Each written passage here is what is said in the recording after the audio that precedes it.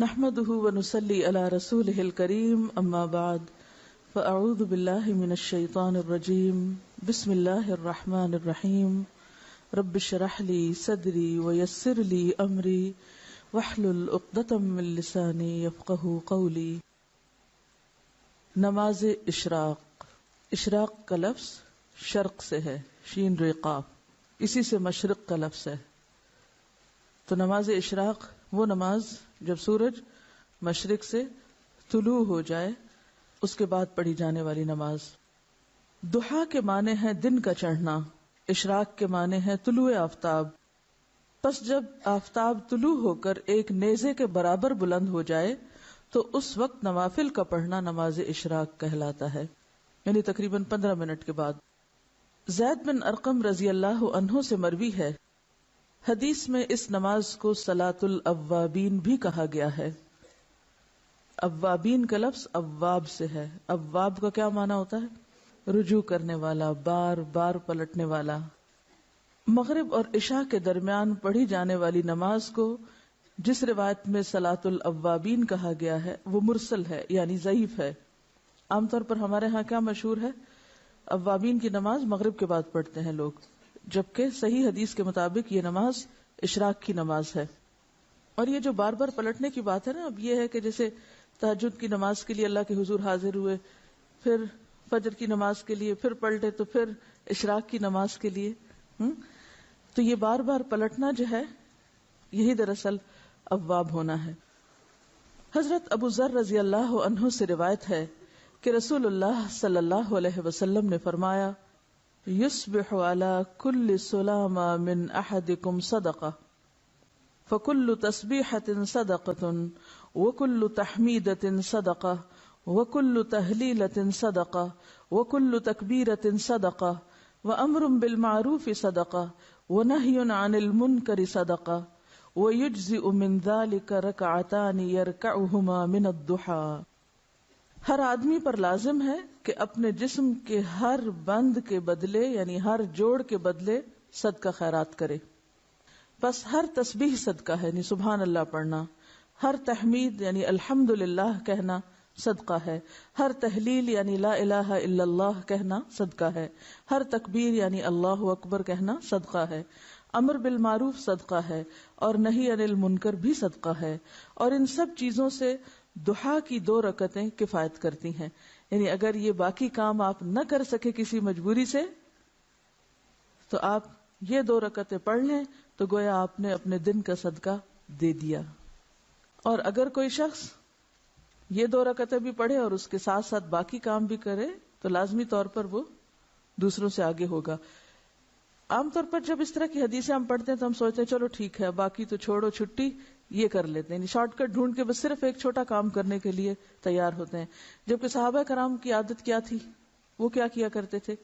اس حدیث کو یاد کریں جس میں آپ صلی اللہ علیہ وسلم کے پاس لوگ آئے اور کہنے لگے، یا رسول اللہ، مالدار لوگ تو آگے نکل گئے، اور پھر انہوں نے کچھ تسبیحات سیکھی اور وہ ادا کرنے لگے۔ پھر ان مالدار لوگوں کو بھی پتہ چل گیا، انہوں نے یہ نہیں سوچا مالدار لوگوں نے کہ ٹھیک ہے ہم صدقہ خیرات کرتے ہیں تو اب ہمیں اور تسبیح پڑھنے کی یا کچھ اور کرنے کی کیا ضرورت ہے۔ وہ صدقہ خیرات کے ساتھ ساتھ تسبیح بھی کرنے لگ گئے۔ تو اس حدیث کا مطلب یہ نہیں ہے کہ ہم تسبیح چھوڑ دیں اور امر بالمعروف اور نہی عن المنکر چھوڑ دیں اور صرف یہ 2 رکعتیں پڑھ کے مطمئن ہو جائیں۔ یہ بات کہنے کا مطلب یہ ہے کہ ان 2 رکعتوں کا ادا کرنا اتنا اجر و ثواب کا باعث ہے کہ گویا ان ساری نیکیوں کو کر لینا ہے، لیکن وہ نیکیاں اپنی جگہ باقی ہیں، وہ الگ سے کریں گے تو وہ اصل شکل میں ہوگی۔ جیسے قل هو اللہ پڑھنا 1/3 قرآن کے برابر، اس کو لوگوں نے کیا سمجھا؟ اور کچھ نہ پڑھو، خالی قل هو اللہ ہی پڑھتے رہو، 3 دفعہ پڑھ لو پورے قرآن کا ثواب ہو جائے گا۔ اسی طرح حرم میں 1 نماز پڑھ لو، 1,00,000 نمازوں کا ثواب۔ لیکن وہ 1,00,000 نمازوں کا ثواب یہ تھوڑی ہوتا ہے کہ آپ کی 1,00,000 نمازیں بھی ادا ہو گئی۔ تو ہر کام اپنی جگہ کرنے سے ہوتا ہے، ہاں یہ سمجھانے کے لیے ہوتا ہے کہ اس کام کا اجر و ثواب کتنا زیادہ ہے۔ رسول اللہ صلی اللہ علیہ وسلم نے فرمایا، اللہ تعالیٰ فرماتا ہے، اے آدم کے بیٹے، خالص میرے لیے 4 رکعتیں، خالص میرے لیے 4 رکعتیں اول دن میں پڑھ، یعنی اشراق کی، میں تجھ کو اس دن کی شام تک کفایت کروں گا، تیرے سارے کام ہو جائیں گے۔ اب آپ دیکھیے کہ یہ جو 4 رکعتیں ہیں ان میں جو خصوصیت کے ساتھ اجر کے لیے شرط رکھی گئی وہ کیا؟ خالص میرے لیے. اچھا، عام طور پہ ہم نفل پڑھتے ہیں تو کس طرح پڑھتے ہیں؟ جیسے اس روز مجھ سے کسی نے پوچھا جب میں تہجد کی نماز کے بارے میں بتا رہی تھی کہ کیا خیال ہے اگر اس روز یعنی تہجد کے وقت 2 رکعت تحیت الوضو کے پڑھ لیے جائیں، 2 حاجت کے پڑھ لیے جائیں، 2 استخارے کے پڑھ لیے جائیں، 2 فلاں کے پڑھ لیے جائیں. تو بات یہ ہے کہ ٹھیک ہے آپ وہ 2 مختلف نیتوں سے پڑھ لیں، لیکن تہجد تو تہجد ہے. اسی طرح جب ہم یہ نفل بھی پڑھتے ہیں تو عموماً ہم کیا کہتے ہیں؟ چلو حاجت کے پڑھ لیتے ہیں یا کوئی استخارہ کر لیتے ہیں، یعنی کوئی نہ کوئی غرض ساتھ لگا لیتے ہیں. برائی کچھ نہیں ہے اس میں، آپ لگا سکتے ہیں غرض، لیکن کوئی عبادت تو ایسی بھی ہو جو کسی غرض کے بغیر ہو، یا نہیں؟ ہاں، اپنی ساری غرضیں اللہ کے سپرد کر دینا اور خالص اس کے ہو جائیں، پھر وہ آپ کی ہر چیز کے لیے کافی ہو جائے گا. اصل میں ہمارا ذہن یہ ہوتا ہے کہ جیسے مختلف چیزیں ہمارے ہاتھ میں نا، ہم یہ کر کے یہ کروائیں اللہ تعالیٰ سے، یہ پڑھ کے یہ کروائیں، اس چیز سے یہ مسئلہ حل کرائیں. لیکن وہ جو ایک مکمل بھروسے کی کیفیت ہے، ایک توکل اور یقین اور ہر غرض سے اوپر اٹھ کے خالص اس کا ہو جانا، اس کا لطف ہی کچھ اور ہے. سمجھے کیا؟ کہ میں یہ صرف اللہ کے لیے اپنے آپ کو خالص کر کے پڑھ رہی ہوں، مجھے کوئی اس کے بدلے دکھاوا نہیں کرنا کہ میں دوسروں کی نظر میں اچھی ہو جاؤں کہ لوگ سمجھے بہت نفل پڑھنے والا ہے. تو خالص کام اور ملاوٹ والا کام فرق ہے.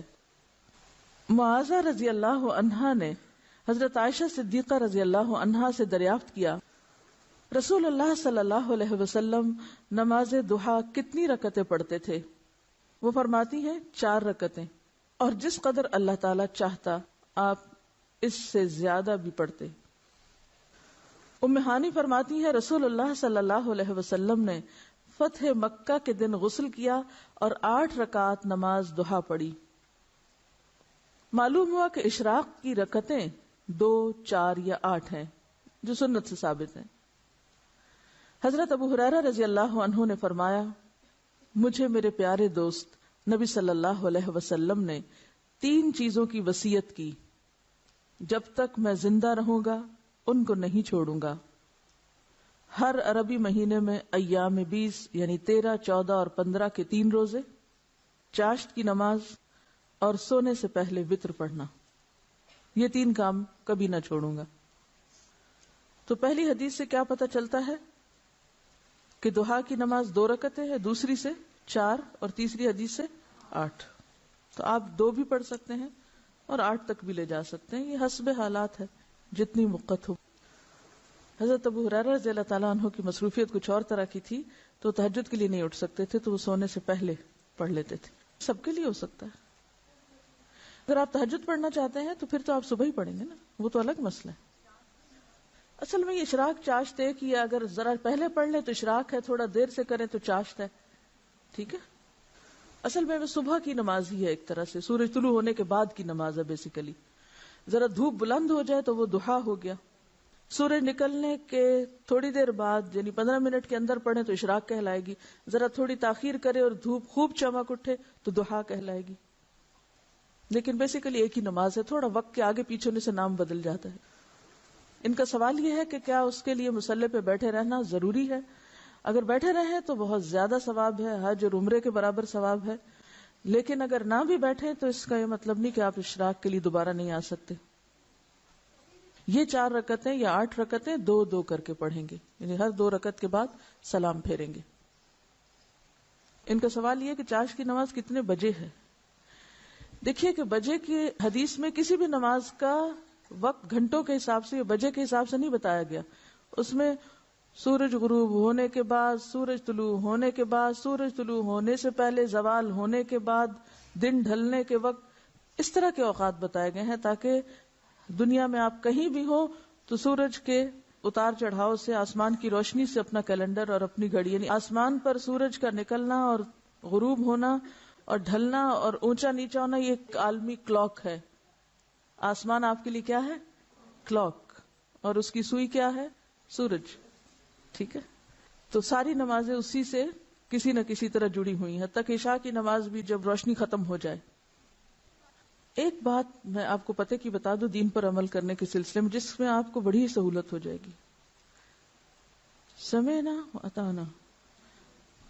سورج نکلا ہے، ایک نیزے برابر ہوا، پڑھ لو، بس پڑھ لی، 2 4 8 بس ٹھیک ہے. اگر بہت ڈیٹیلز میں جائیں گے، اب اگر اگلا سوال آپ کا یہ ہو کہ صورتیں اس میں کون سی پڑھیں، کتنی طویل ہو، سجدے کتنے ہوں، مشکل میں پڑھتے جائیں گے.